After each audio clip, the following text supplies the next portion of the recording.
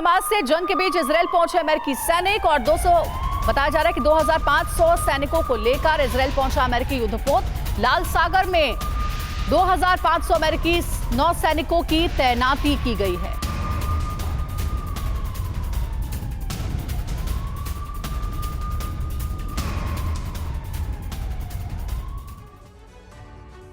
तो 4 सागरों में महाशक्तियों की सेना तैनात है। भूमध्य सागर में अमेरिकी मोर्चा तैयार, यहां यूएसएस जेराल्ड विमान वाहक पोत है और इसके साथ 5 युद्धपोत तैनात है। एक स्क्वाड्रन F-16 और एक स्क्वाड्रन F-15 भी यहां पर तैनात है। अमेरिकी बेड़े के नजदीक ही फ्रांस ने भी अपना एम्फीबियस युद्धपोत तैनात कर दिया है।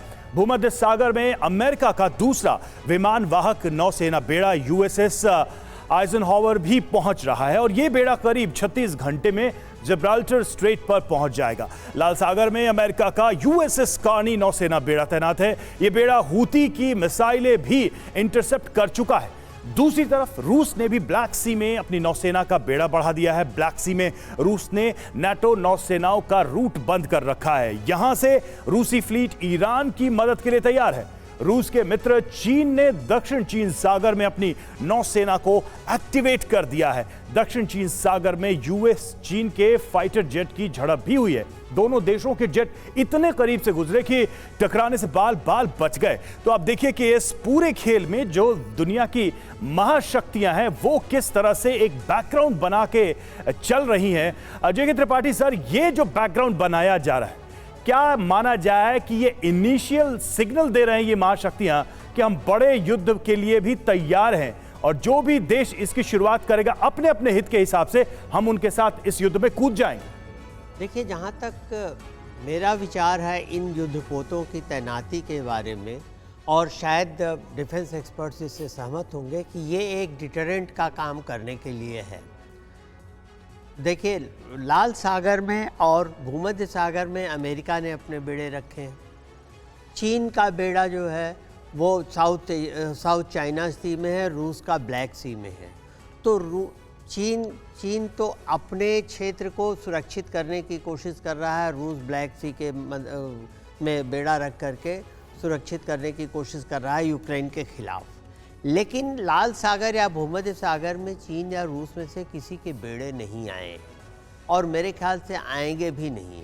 आपको याद होगा 1971 के भारत पाकिस्तान वॉर में बांग्लादेश की मुक्ति के लिए जो हुआ था, वहाँ पर अमेरिकी नौसैनिक बेड़ा भी आ गया था और रूसी नौसैनिक बेड़ा आ गया था, लेकिन दोनों में से किसी ने कुछ नहीं किया और 13 दिन तक युद्ध चलता रहा। उसके बाद भारत विजयी हुआ। तो ये एक डिटरेंट का काम करते हैं कि हम यहाँ तैयार हैं, अगर आप यहाँ दखल करेंगे तो हम नहीं मानेंगे। बिल्कुल, यानी तैनाती के साथ एक संदेश देने की कोशिश है कि हम पूरी तरीके से अलर्ट मोड पर हैं। सऊदी अरब की अमेरिका को चेतावनी भी सामने आई। गाजा जंग विनाशकारी हो सकती है, ये कहना है सऊदी अरब का। इजरायली हमला मिडिल ईस्ट के लिए विनाशकारी है। सऊदी अरब के अधिकारियों ने अमेरिकी अधिकारियों से चर्चा के दौरान ये बातें कही।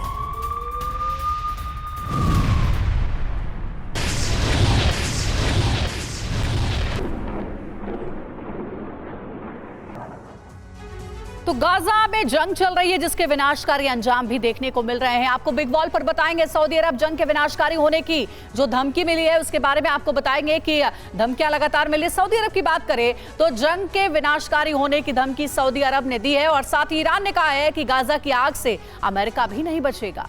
ये सारा जो इंडिकेशन है वो अमेरिका को लेकर है। जॉर्डन की तरफ से कहा कि युद्ध रोकना होगा, नहीं तो विस्फोट होगा और ज्यादा विनाश होगा। तुर्की क्या कह रहा है? गरीबों के मकान झोपड़ियां तोड़ी जा रही हैं। एक मानवीय एंगल तुर्की इस पूरे युद्ध में जोड़ने की कोशिश करता नजर आ रहा है और तुर्की तो पहला देश है जिसने हमास को कहा है कि वो आज़ादी के लिए लड़ रहे हैं, वो आतंकी संगठन नहीं है। ये सारी बातें संजय सोई सर, अब यहाँ पर एक बहुत ही अहम सवाल आ जाता है कि ये सारे देश अमेरिका को भी चेतावनी दे रहे हैं, इजरायल के खिलाफ बोल रहे हैं, हमास को समर्थन दे रहे हैं, लेकिन युद्ध में गाजा के लोगों को प्रोटेक्ट करने के लिए सीधे तौर पर कोई घुसने से बच रहा है।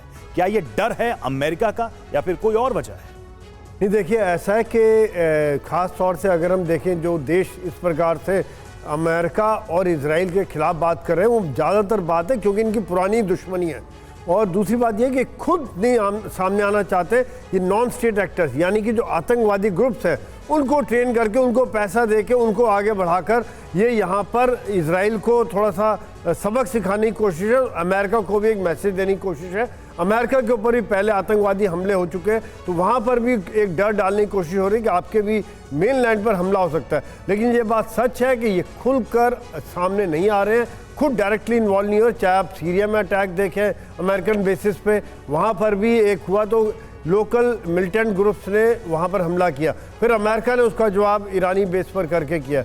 लेकिन ये बात सच है जैसा आप कह रहे हैं कि खुलकर कोई सपोर्ट नहीं कर रहा, ना उनके रिफ्यूजी लेने को कोई तैयार है, ना उनको इस युद्ध में डायरेक्टली इन्वॉल्व होने के लिए कोई तैयार है। रवि जी, यहाँ तक कि राफा बॉर्डर भी अगर खोल रहे हैं तो कुछ घंटों के लिए, ताकि कुछ मदद अंदर जा सके। यूएन लगातार अपनी मजबूरी दिखाता रहा है।